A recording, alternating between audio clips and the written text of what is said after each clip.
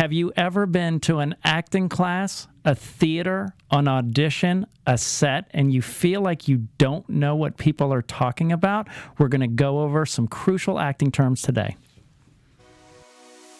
Acting Class Weekly with legendary character actor Sean Whalen. Lessons, tips, and insight into the craft and business of acting from a man who's been directed by the likes of Spielberg, Eastwood, Tim Burton, Ang Lee, Michael Bay, Wes Craven, Tom Hanks, and many more of Hollywood's A-list. He is 30 years an actor and your professor, Sean Whalen. Roxy, we have to first get to the most important thing we talk about every week. The dark jacket. Why, you ask? Why, you ask? Why? Because I'm teaching today some terms, and I felt that was more like educational in the classic sense, so I went for the classic teacher blazer. Does that make sense? Yes. And less flashy than the blue jacket, less collegiate than the collegiate sweater I sometimes feel like wear. you really want people to focus today. You don't want them to get distracted by the Exactly. amazing blue jacket. Right. You needed something that did the job, looks great, but is not distracting. Yes, very pragmatic. It's my pragmatic jacket. The Prag Jack. And who am I talking to today? Miss Phenomenal Roxy Striar That's is my name. with me today. Don't wear it And out. so here's the deal. We go to an audition, we go to sets, and they throw out these terms. And sometimes, and you have caught me doing that on this show and had to call me out on it saying, hey, people may not know what you're talking about because I've been doing this for so long, and I always appreciate when you do that. Absolutely, and it happens all the time too. I'm sure for you, Sean, as well. Calling your family back home, and they say, "What are you doing?" You say, "I'm working on my sides." Then you sound like that crazy person because you're literally speaking a different language that nobody else understands. I've mentioned it before. My girlfriend will talk insurance speak to me. She'll be like, "This is what happened today. We had to do this with the benefits," and I'm like, whoosh. I don't know. Yeah, I don't know what you're talking about. So we don't want that to happen to you. So we're gonna go over a lot of terms. Believe me, we're probably gonna do a couple more shows of these for very specific aspects of acting. But we're gonna give you a nice general one today. And before we do that, we're gonna go over my week. 1, 2, 3. Sean's week. Clean and simple. Just the two of us. And we can make it if we try. We can make it if we try. We don't. You can make it. Something on high. What's the You song? and I. No, just the two of us. We can make it if we try. Just the two of us. You and I. What about high? Like you and I. Yeah, but what's high? I thought there was a different. I don't know. From the moment I heard Frau say I had a clone. Knew that I'd be safe because I'd never be alone. That's the Will Smith one, right? It's the little mini-me Dr. Evil one. Oh, geez. Wow, you did miss Mindy Sterling, didn't you? Yeah, I did. Okay, so much going on in my week. So much going on. Crust, my horror comedy. We did it. We got it down to 30 pages. Wow. We did it. For anybody who's tuning in for the first time, so you guys had to cut it. Yes, we had to cut it from a 90-page script to a 30-page script. It is, instead of being its own feature at this time, I'm hoping that it will in the future, but it's going to be a 30-minute segment in a, what are they called? Anthology movie with 3 half-hour segments in a movie, in a fun horror movie with independent director who I'm going to bring in here, writer-director Jason Trost, and his lovely wife, Talay Trost, good friends of ours, but they are so good at putting out really fun independent movies, and they've done a lot of them. What else did I have? I have 2 auditions. I had 2 auditions last week. One was in The Office, and it was funny, guys. I mentioned it to Roxy, but I felt a little nervous. Why? Because I hadn't done it in a while, and so I had my preparation as if I'd been auditioning a lot. So when you don't audition a lot, which I've got a big one this Friday as well, give yourself more time, and that's what I'm doing for this one this Friday. What is a lot versus not a lot for you, Sean? For me, once or twice a week consistent. Well, it's not necessarily a lot. It's just more consistent. So you get a little stronger as you do it. And every time you don't do it for a little while, don't feel weird that you feel a little off because so allow yourself more time. One was in the office. One was taped. And of course, Amy, my daughter, who, if you've listened to the show, super harsh on this one. Not believable. Do it again. Hate it. What's that face? Don't, it's very, and sometimes she'll just go, it seems so actory. Like just calling me out. I love it. And she helped me rehearse the other one and called me after and said, okay, how did it go? And she was saying, did you do this part right? And what about this part? How did that part go? Because it didn't want to, so good. And did it go so well? I'm hiring her, even though I was a little nervous because I worked with her so hard, it didn't matter. I was fine. And it was a jerky person. And at the end of the audition, when I thought, I wish I felt okay internally more, but sometimes, guys, if you've done the work, it doesn't matter how you feel. You're just conveying it. And she said, the casting director said, cut, laughed really hard and said, I wanted to punch you in the face. And I go, mission accomplished. Obviously, I was supposed to be a jerky government worker and that pisses someone off. So I did the job. So sometimes don't worry about how you feel if you've done the work. Let's see. And one of them, the reason I hired my daughter again was CSI New Orleans again, a week after they sent me another one. So that means the casting likes what I'm doing. So I gave my daughter a little bump in pay. Whoa. Because if, she gets little bumps, I give her little bumps. If she... That's great. Yeah. And then I was... working on Psyche on Vine, which is a play we've done, and now we're getting some interest in a different, better realm. I can say it's going to another level. Let me just put it that way. I'm really not allowed to talk to him about it that much, so that was really good.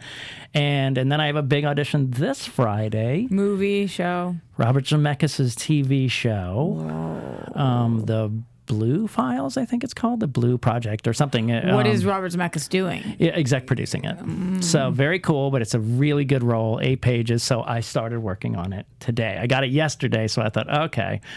When they give it to you on a Tuesday for a Friday, they want you to be prepared. And they don't, if you walk in and you don't know your line or know anything about it, that won't look very good. So I started yesterday, did it today. I'm hiring Amy for tomorrow. So, and I had to move some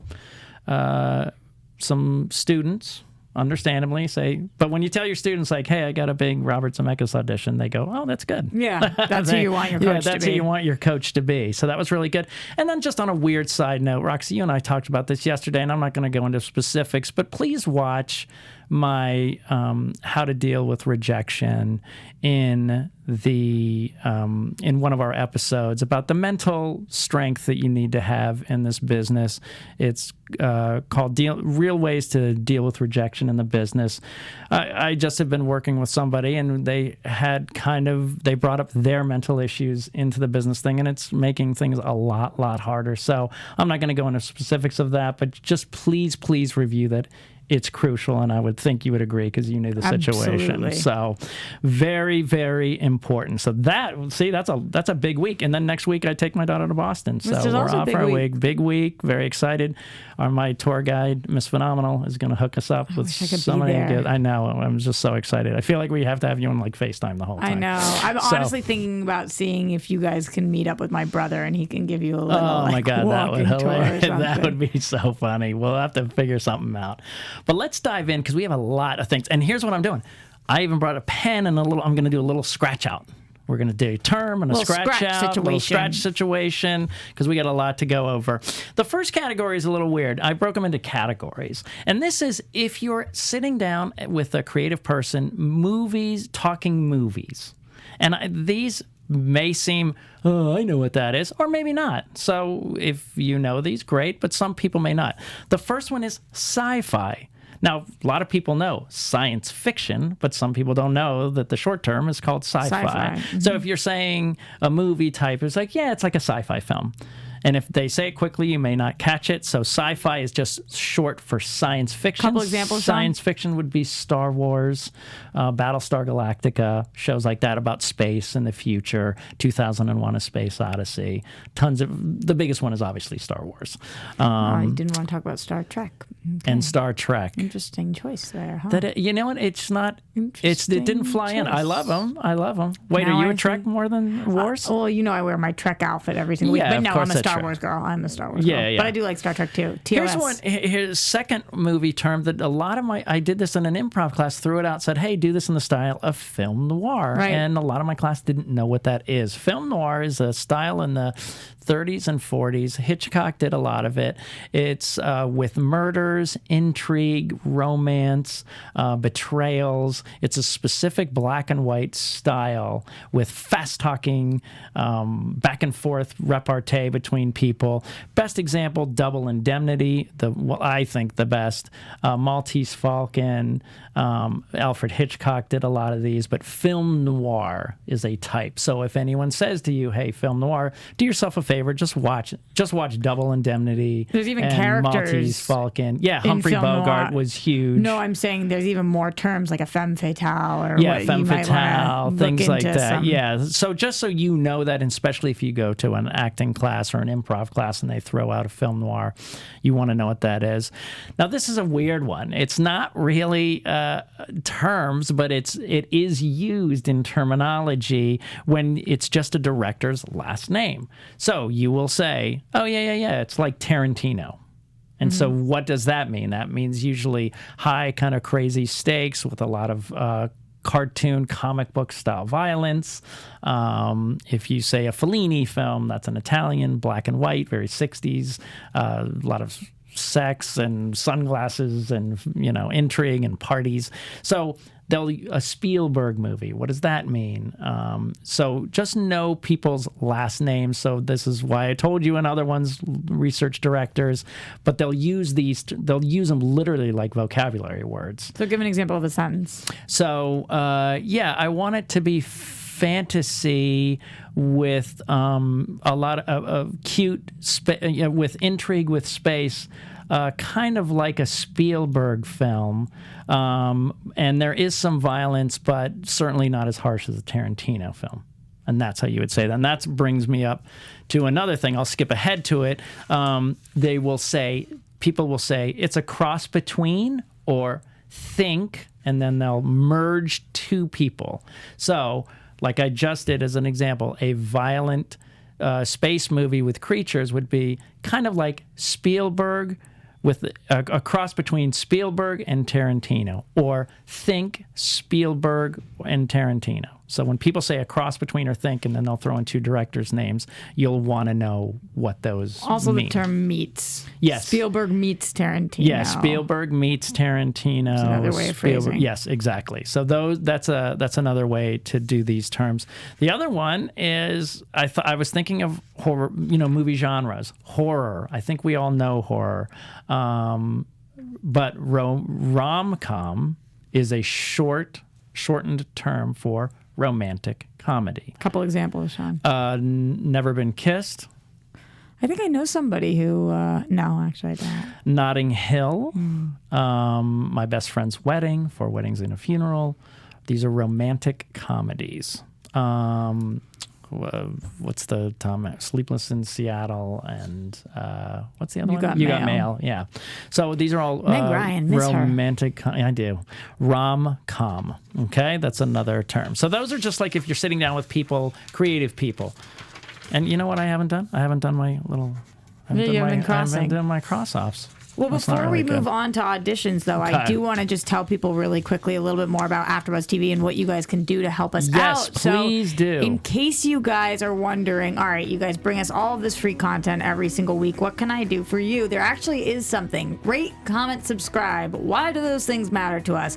Because when you comment, then we know what terms you don't know, or what questions you have that you want Sean to deep dive into. He's 30 years an actor, so he's got a lot of answers for you guys. And when you rate and subscribe. So whatever form of rating that is, either 5 stars or thumbs up, depending if you're on YouTube or Apple Podcast or wherever, that helps other people find us easier, because the more people that are doing that, the higher we get boosted up in those algorithms. You know, that math thing that Sean and I are so good at, which is why we went into acting. So good. So rate, comment, subscribe. It really means a lot to us. And we read everything you guys have to say, including your iTunes reviews. I want to read one this week because we have a lot of terms to get to. Yes. This is coming from All Childress. Al Childress. Al Childress. I just renamed Al. His title of this is, I love this podcast with 2 exclamation points. 5 stars. Thank you. We appreciate that 5-star ratings. Al says, I listen to it on iTunes. I rewatch them on YouTube to take notes. This podcast has been super helpful and has given me lots of information. Very helpful and relevant. I'm so glad I stumbled upon this gem of a show. Al, thank you so much. We really appreciate it. And if you guys want to be like Al and have your comments shouted out, then make sure you're reviewing. I'm also going to start going to YouTube for these as well. So YouTube, iTunes, leave us that comment. We love hearing from you. Thank you so much for reminding me that we have to take care of that business. No, we're taking care of business. See, I don't know. Do we always go low and I go, taking care of business? Nope. No, that's no. I'm pretty sure what we do is never do that again. Yeah, what we do is just, so that's the creative process, and that's a term that you call scratch that. Scratch that. Scratch that. Yep. Yeah, that'll never be revisited. Yep. We threw that spaghetti to the wall. It didn't stick. Moving on. Nope. Okay, auditions. Okay, what you're going to get when you get an audition, one of the things you'll get from your agent, or even if you're looking it up yourself online, is a breakdown. What is a breakdown? A breakdown is the breakdown of the movie, where it's being shot, when it's being shot, but more specifically, the breakdown of characters. So when you say breakdown, Sean, are you talking about a paragraph? Are you talking? It can be a paragraph or a couple sentence written things. You're going to look it up, and it'll say, Sean, 40s, 50s. Don't. Okay. Caucasian male, thin with glasses, has been an actor for 30 years, beyond humorous and fantastic. And then it would say, Roxy, 20s, 30s, a podcast hostess, fun, and unfortunately very judgmental of Sean. Wow. And that's what that will say. Interesting dynamic. It's an interesting, because it sets up conflict. So it gives you what you need to know about a character. Gives you what you need to know about your characters. So, and also a beautiful and fun and wonderful. So. I forgot to put that. Did I forget that part on the breakdown? I feel like that is a little slip up. Oh, it went to the next page. Yeah. See, if I turned the page or scrolled a little further, I would have seen that part. So a breakdown is the description of your character and the project. So that's a term you need to know. Is your audition going to be an open call or a cattle call? Now, what does that mean? That means it's literally open to anyone. No acting chops necessary. No, obviously, when you go in there to read, they're going to want you to do a good job, but it can be anyone off the street. Best example of this, and I think they've done it twice for Broadway and for the movie and for the live telecast of Hairspray. That was an open call, and they found what's the lead? Nikki Blonsky's character. Oh my God. Good Morning Baltimore. I don't the lead know. Character of Hairspray? I guess I don't know. Oh my God. What is she in other than that? No. I just want to know the lead character's name. The cute, overweight girl that's the lead of the movie. I don't know. Oh my God. Okay. So it's her. Yeah, look it up because it's going to drive me crazy. Then you are going to be reading with or go to the office of a casting director. A casting director is the person who is in charge to bring in all the actors. Michelle Pfeiffer? No. What I'm looking for is the character Here's name. the IMDb, hun. Maybe I don't know what you're... it went back. The girl's name. Tracy Turnblad. Tracy Turnblad is the lead. I had no idea. Not a musical nerd? I definitely grew up in the musical world, but Hairspray was never my thing. No. I didn't dislike it, but I saw it one time ever. Loved it. Literally one time. Yeah. I don't remember at all, actually, looking at this. Yeah, it's a really fun musical, super fun. But the casting director is in charge of gathering all the actors, looking at all the resumes, choosing which person they're going to bring in, which people they like the best, and then they pass that on to the director or the producer. So they are the casting director. They direct all of the casting process. Great. Next, when you actually walk in, those few, I crossed them out on mine, but they did on yours, but we'll jump to those because they're in the wrong place. But you will be asked to stand on a mark. Now, what is a mark? It's 90% of the time, and it is even at my house, as you know, it's a little piece of tape on the floor. And it's they say, can you please stand on your mark? You go to stand and either straddle that little piece of tape so it puts you in the right place for the camera. The other way that can be phrased is hit your mark. Hit your mark. Hit your mark. That's going to be in our future episode. I'm going to be more specific about that when we do terms when you're on a set in front of the camera. But in terms of audition, they usually just say, hey, can you stand on your mark? Stand on your mark. That's fine. And then they're going to ask you to slate. Slate, okay? Slate means that you usually say a few things, usually your name, very often now, and they didn't used to do this a long time ago, but in the last 10 years, and height. They want to know your height. Name, height, usually just name and height. When you're in the room, if you're doing a self-tape, which we'll do an episode on self-taping, sometimes it's name, height, character name, and city you're based in, because things are all over the country. How do you know what they want, representation. When you're in an audition, the casting director will just tell you, hey, we're going to slate you. Just give me your name and height.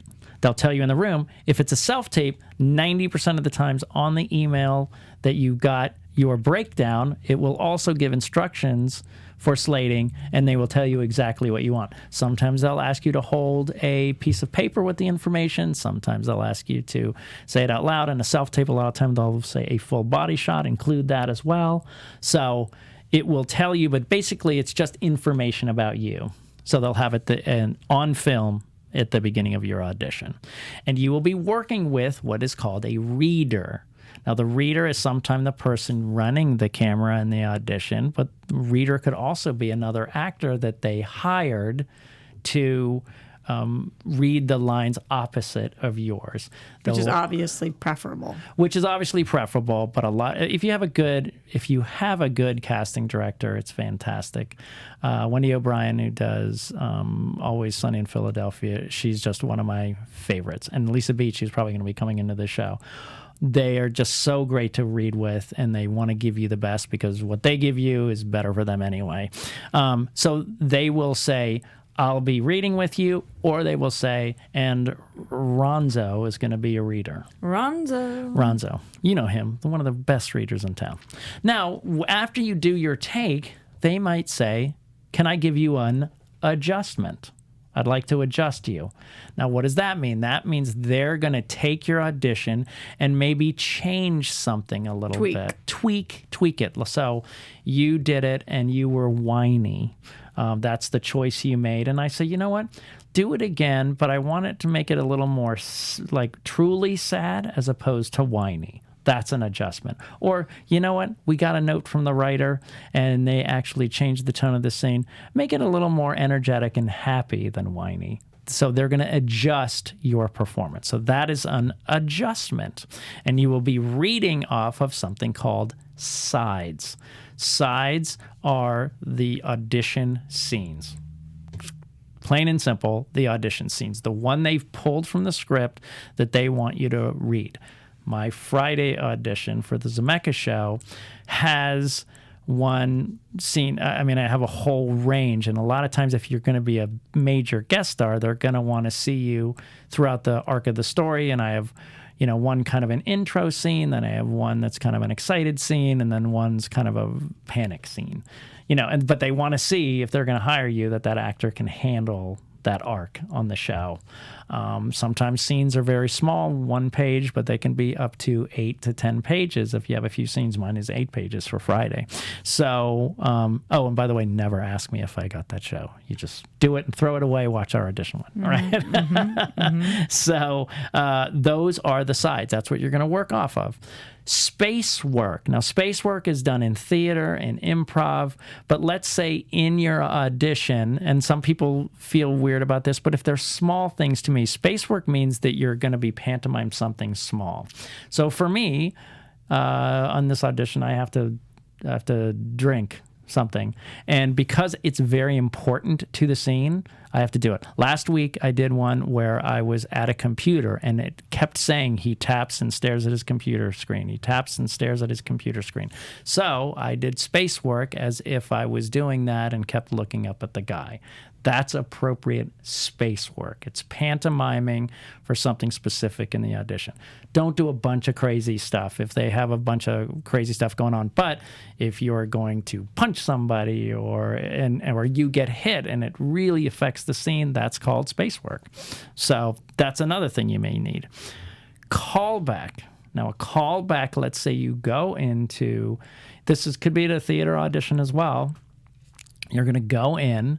You're going to do your audition, and let's just say they take that tape and they send it to the director or producer, and they want to see you again because they've taken the 40 people and whittled it down to 10.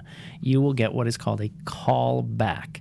You'll be asked back. They're calling you back. They're literally calling you back. This could also be, you could go in for a pre-read, meaning you go in. A pre-read is a term that means it's just you and the casting director, and she will decide if you're even ready to go to the next level and meet the producers. That happens a lot in television, but they're calling you back. Makes a lot of sense.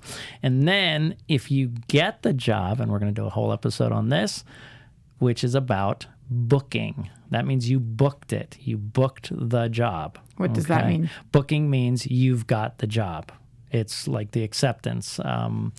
In the regular world, it's called you've been hired. In the acting world, it's called a booking. And so that just means you got the job. So we will go over what happens when you book. We've done pre-audition, waiting room audition, then auditioning, and then we're going to do one about booking. Okay? Now, those are all my audition terms, okay? Now we're going to go into theater or acting class, okay? Because acting class 90% of the time are done on stages. So that's why I kind of decided to merge these two as a category. The first one is when you are on a stage, you say stage right or stage left. Now, what does that mean? So if I'm facing you, Roxy, and you're on stage, and I say, move to your right. For the iTunes people, for the iTunes people, for the listeners. Yes, it says. So you're on the stage and you're facing an audience. You're facing an audience. Your perspective from the on stage looking out is stage right or stage left. So if I'm on stage and there's an audience in front of me, in front of you, then stage right is my right. Your right, and stage left is your left. And in the same thing, like a compass, almost northwest, east, and south. Wow. What happened? I don't know. Upstage and downstage. So upstage is oh my God, upstage is forward, right? No, upstage is behind. Upstage is right, okay, because you know why? Because it was on a rake. It used to be tilted. That's why up was up. Yeah. Up is behind. You're right. Yeah. Wow, I just blanked on that for 2 seconds. Theater major. Dun, dun, dun, dun. There you go. Upstage is the back of the stage. Did you like the little head bop? That was support. It was really good. Okay, upstage is... So you're facing the audience, upstage is behind you, and downstage is in front of you towards the edge of the stage. So stage right, left, upstage, downstage. And your acting teacher will say that to you. Say, hey, move upstage for this monologue or this scene. So you'll need to know those. Closing off or opening up.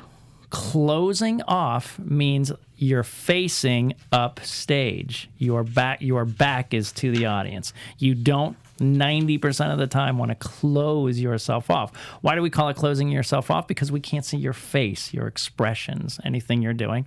And then the opposite of that is opening up, facing forward. The other thing I hear is cheat out. Cheat out. Cheat out. Cheat so out. This would be and the that same would be thing. the same kind of thing. Cheat out. Open up. I say this to my students all the time. Open up. Open up.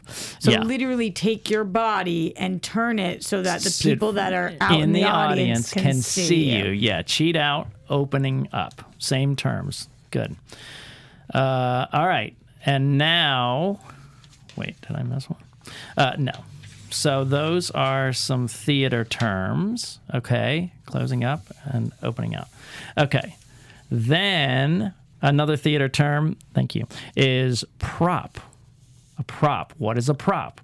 A prop is something that you use in the show. So I have a coffee cup the whole scene.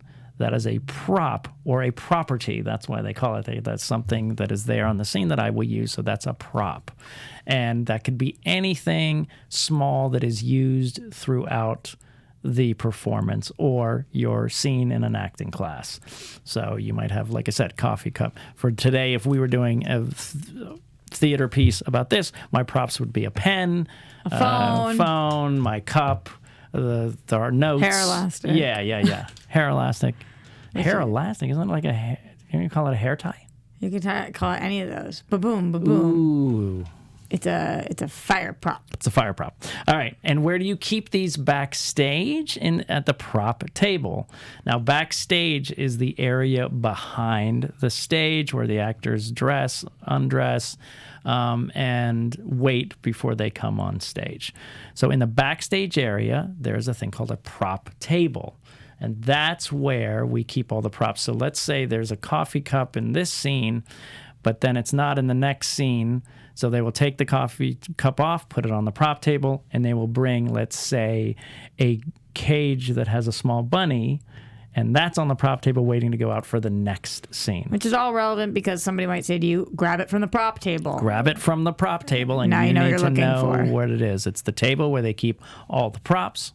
And the person who most likely will tell you that is the stage manager. And the stage manager is in charge of making sure the actors are all in their places and running the props and the stage crew. Right. And in charge of this prop master, the person making sure the props are okay, and the stage crew, the people who are moving things between scenes. That's the manager of the backstage and everything that goes on behind there.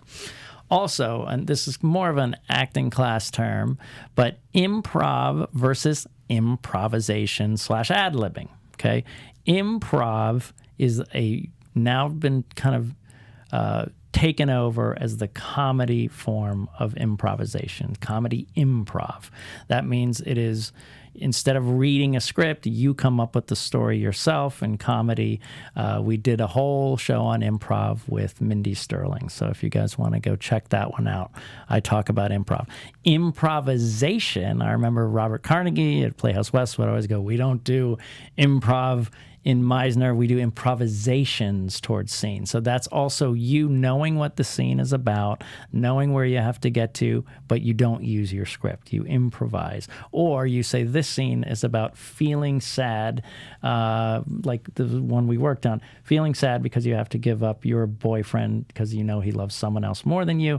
So you could do an improvisation towards that scene by saying you have to put down your dog because you know that they're going to suffer for a long time. It's still a selfless act for the good of them, but sad for you. So improvisation. And ad-libbing is when you take a line and maybe you expand on it with some words of your own. So those are the improvisation, ad-lib. Okay? In class or in a show, you might have a monologue. Mono, meaning one. Monologue instead of dialogue, which is two. So a monologue is usually just a long speech, very popular in Shakespeare. To Be or Not to Be is probably the most famous monologue of all time, I would argue. And it is just a long paragraph or several paragraphs of the actor or a character talking to themselves or to an imaginary person, and you're all by yourself. That's a monologue. So if they tell you to do a monologue, that's what you're doing. You're not going to be doing it with anyone else. It's by yourself. When you are in the rehearsal process, you are asked to be, as you get closer to the show, this is why you don't see people when you go to a Broadway show walking around with scripts in their hands, because they need to be off book. Off book means you know your lines. You've memorized them. So literally the book lines. Goes away because you're off of it. The book goes away, right. So these are kind of easy, and I like that you're pointing out, like... In case you forget. In case you forget, use the common sense. Call back. Off book, just use those. And in a theater play, you have an act. And an act is like act 1, act 2, act 1, intermission, act 2. An act is a chunk of time where a part of the story takes place. And then act 2 is after the intermission, the conclusion. So that's an entire play is made up of acts, and acts are made up of scenes, and scenes are made up of lines, and dialogues and monologues. Dialogues and monologues. Yes. So there's a whole bunch of vocabulary thrown at you by Miss Phenomenal. Now, when you're saying a line and you don't want the character on stage to hear it, but you want the audience to hear it, that is called an aside. So an aside for me might be, I love those overalls, Roxy. And I turn, let's say it's a wacky comedy, and I turn to the audience and go, I didn't know she started farming. Mm-hmm. And then I go back. So it's for the audience's purpose, but not for you on stage. It suspends the disbelief and kind of breaks the fourth wall, which would be that's another term. That's right. It would be the wall that we don't have on a stage. So if you have 3 walls on the stage, the one behind you, which would be upstage to stage right and stage left, there's no wall in front of you. There's an audience. So if you look out into the audience, you're breaking what is called the fourth wall to have an aside. To have an aside, to say a joke or a comment to them that the person on stage is not really supposed to hear. So this is something that they do often. Sorry that this is a reference now we don't use very often, but first I think of House of Cards, for example. Something like that would break the fourth wall for an aside. Fleabag does it a lot. Fleabag does it a lot. It's a better choice. And you would think you could say The Office, but it's not really true because they're actually going to be in Modern Family. Yeah, exactly. They're actually talking to a documentarian, so kind of the same idea.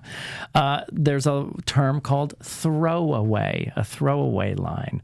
That means it's just said softly in passing. Roxy and I did a comedy scene the other day, and we actually were tweaking this last line for a while, and we really hit it when we did half loud and the second half as a throwaway. Yep. And that just means you say it as if you're walking away or quietly. So the same aside might be in a film or a theater thing like, oh, yeah, Roxy, I love those overalls. No, you started farming again. That's a throwaway. That's a throwaway line said softly. Speaking of that one, just add one more in, Soto. Kind of Soto, yes. Yeah. So is it Soto or Soto? I always said Soto, but I think you're right. I think it might be Soto. I think you're right because it's only yourself. One T. Yeah. It's 2 T's, isn't it? I don't know, but I think you're right, Soto. Yeah, to yourself. Now, a beat is a moment in time where some either self-reflection or thought or quietness takes place to have the scene take a moment to reflect, or the person who's talking reflect for a second. Can you give an example? Perfect example would be, we're going to just stick with this example. Man, I love those overalls. I didn't know you started farming. See, I took a beat. If it was written, it would say, I love those overalls, beat. Then the second part. So might you say it's a synonym for pause? Yeah, like a pause, right. It is basically a pause. And you're supposed to be having in plays, they will say pause sometimes, but in a lot of scripts, they will say a beat. So it's kind of like a quiet beat in music. When a music says, take a beat. or take a quiet beat. The house manager, when you're in the theater, the house manager, so this was all stuff on stage.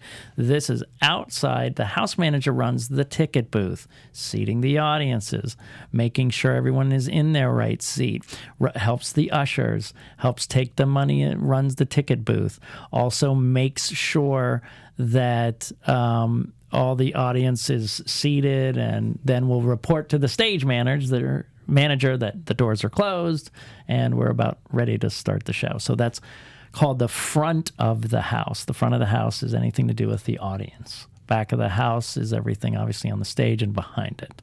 So that's the house manager. Now, going up on your lines. Going up. What does that mean?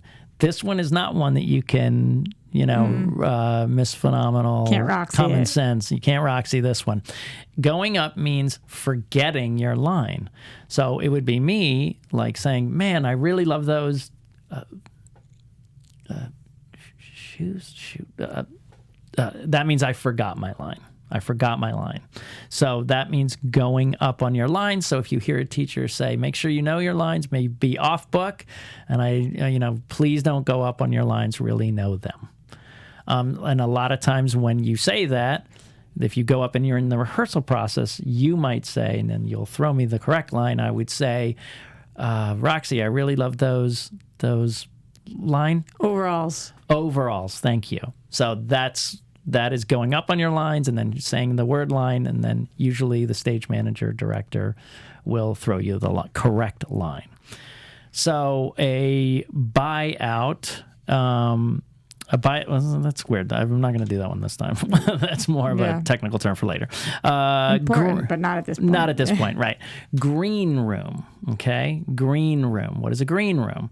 You can't Roxy this one either. It is the place where the actors are held backstage, where after either the dressing rooms will be there, or they're waiting to go on stage, or where they rest before they start the show. These are all theater terms. So the green room is the place that you will wait. And that's basically it. It's just the place that you wait before you go on stage. The cast. Not the audience, the cast, right? Breaking character. Now that would be a different way of kind of going up, but you're breaking the entire character. So if I said, and this was my character, this is my character for the show, and breaking character would be, hey, Roxy, I really love those overalls. Gosh darn it, I forgot. That's break. All of a sudden, I broke my character. That you can kind of Roxy. Think about it. You have a character, and you broke it, it dropped, and you broke it. You've actually stepped away from it. It's something you're supposed to not do. Yeah. Breaking character is not a positive thing. No, you don't want to break character or go up on your lines. You also hear people use that term, like if you ever watch SNL and you see them doing a character and then they laugh. And then they start laughing. And people say they broke. They broke. Great. That's a great terminology or how it's evolved a little bit.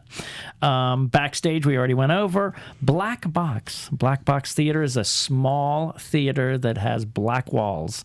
It's a term. There's different types of theaters, and a lot of small ones in New York and LA that have maybe 30 to under 100 seats are called black box theaters because the stage literally looks like a black box. So that's a small theater.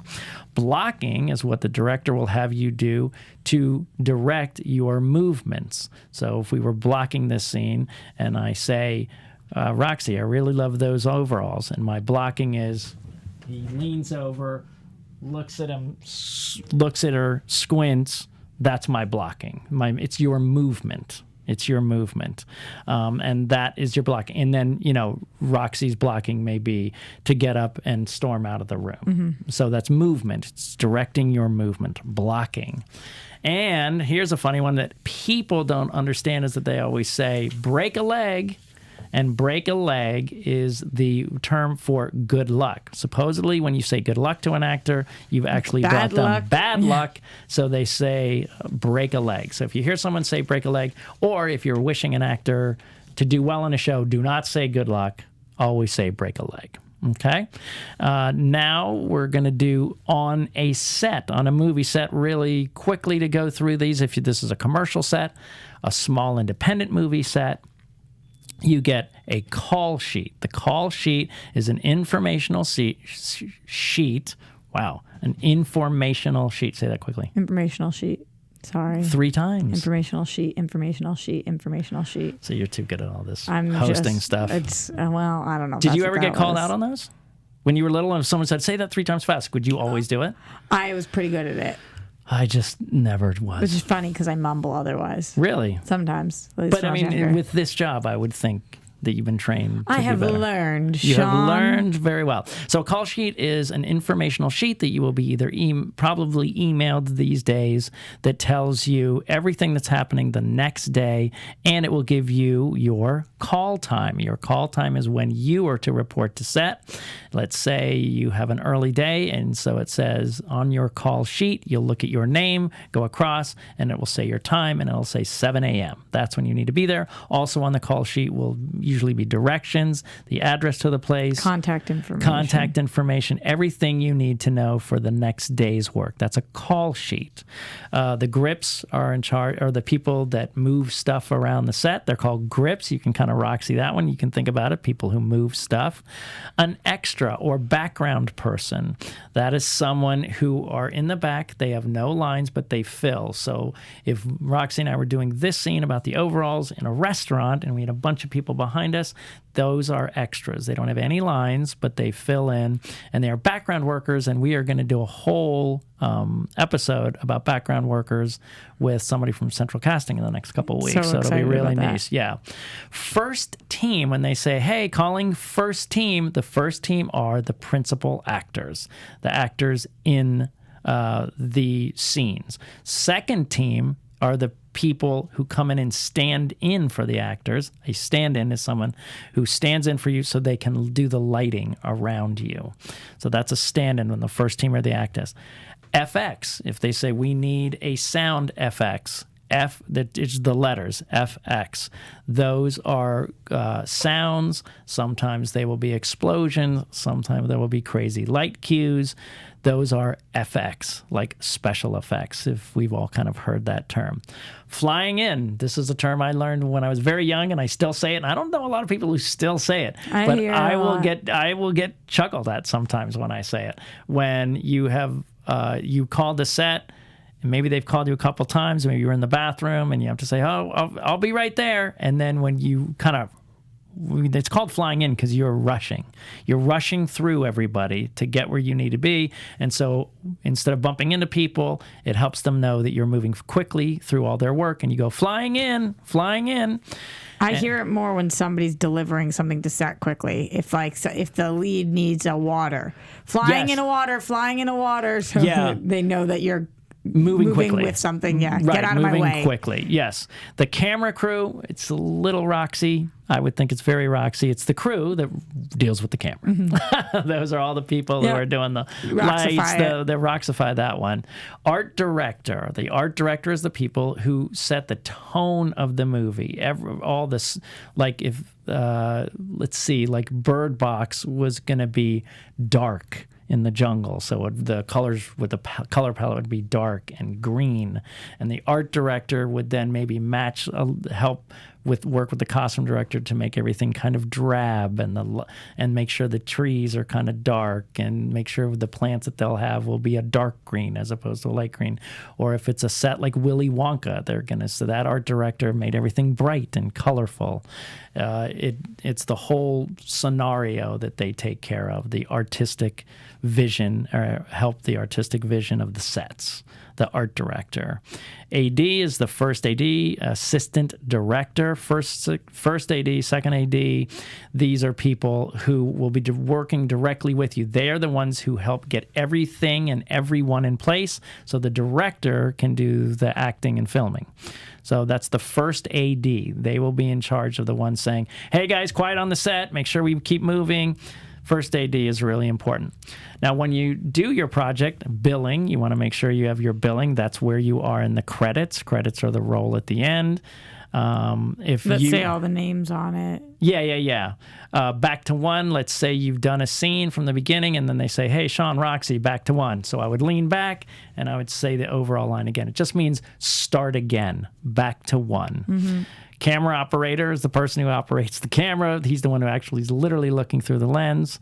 And we're going to go over all of these more on that one I was saying. And we already talked about background and extras. So my stories from the set this week. So these are just the terms. We're just scratching the surface. Guys, if you want to know more terms and there's specific things you want to know about terms, please hit us up and rate, comment, subscribe, and put the comments in the iTunes so we can address the things you want to hear. My story from the set is going to be precision driver. Do you know what that is? That's a term. A precision driver is not a stunt driver. So when I was on the movie Twister, I was approached by the precision driving team because I drove my truck very fast and stuff, and they thought that I actually did very, very well. And they said, hey, Sean, if you would like to join our team and be a precision driver when you get back to LA, you can. Because I had to do some pretty rough driving, and I got so skilled over those few months driving my truck in Twister. So a precision driver is just someone who obviously drives specifically. And if they say, you need to drive up this place and make that turn and land on this mark. So it's not stunt driving flips or flying through the air or through fire or anything. It's just precisely driving. And that was my term, precision driver. And I could have become a kick-butt precision driver. You could have been a baby driver. I could have been in baby driver. That's what you're saying. That's what I could have said. Mm-hmm. I didn't say that at all. Fast but that's and the fine. Furious. Fast and the Furious. All of those. But they're a little more stunt driver, but I could do a lot of precision driving. A lot of precision driving, and I don't know why I thought of this, but in Batman with Heath Ledger, like the whole truck driving thing, the people before all the big stunts when the truck flipped and stuff like that, they're all precision drivers. So that's another term that if you ever want to do, it's a really fun, actually it's a fun gig. And I kind of regretted that I didn't do that because I would have gotten residuals on the movies I precision drove on. But the problem with precision driving was they said, hey, we're doing a job in 3 weeks. Can you book with us for 3 weeks? And then I thought, well, I don't know if I'm ever going to get any auditions in that time. Right. It was too hard to plan ahead. You can't really plan ahead. If they call me the night before and said, hey, can you come precision drive for us? That's probably what I should have done, and I think they would have let me do that. But, it was fun. And I wrecked 3 trucks. Whoa. Well, because they asked me to, because they said, you're driving too well, and we have 2 other trucks, and we have to show our budget makes sense. So they said, you can be a little rougher on the truck. So I would cut across fields and stuff like that. And then I was like, oh no, I broke the axle. They're like, thanks. That's awesome. So those are some terms. We're going to go over a lot more, but take the time, listen to them, like our listener who said they take notes so you can write these down just so you can walk into the auditions and the sets that you work on. And the set stuff will even have for your student films that we've told you to do if you're even in a small town and not in Chicago or LA or New York or Atlanta. Wow, that's part of this. You say that now. Now you say Atlanta. Isn't that crazy? So these are some great terms. Hope they were helpful. Roxy, where can we find you? Everywhere at Roxy Striar. And you can find me at That Guy SMW in Instagram, on Instagram or on Twitter. In the computer. And, yes, and at Sean Whalen Peeps on Facebook. Join that group. And as always, thank you for letting me be part of your journey. Our founder, Keven Undergaro, and me, Maria Menounos, would like to thank you for tuning in to AfterBuzz TV.